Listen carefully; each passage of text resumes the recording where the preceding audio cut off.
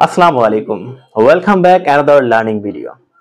আমরা কোনো কিছু প্রয়োজন অর্থে কিন্তু নিড টু দিয়ে সহজেই অনেক বাক্য তৈরি করতে পারি এবং এর জন্য একটা স্ট্রাকচার মনে রাখতে হবে subject plus need to plus ভার্বের বেস ফর্ম বা present form.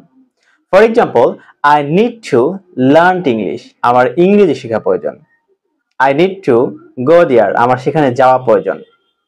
I need to talk to her, আমার তার সাথে কথা বলা প্রয়োজন। I need to help him, আমার তাকে সাহায্য করা প্রয়োজন। I need to do the work, আমার কাজটি করা প্রয়োজন। I need to buy a book, আমার একটি বই কিনা প্রয়োজন। I need to learn English, আমার ইংরেজি শেখা প্রয়োজন। I need to practice speaking English, আমার ইংরেজি স্পিকিং ইংলিশ প্র্যাকটিস করা প্রয়োজন। I need to make a good habit, আমার একটি ভালো অভ্যাস তৈরি করা প্রয়োজন।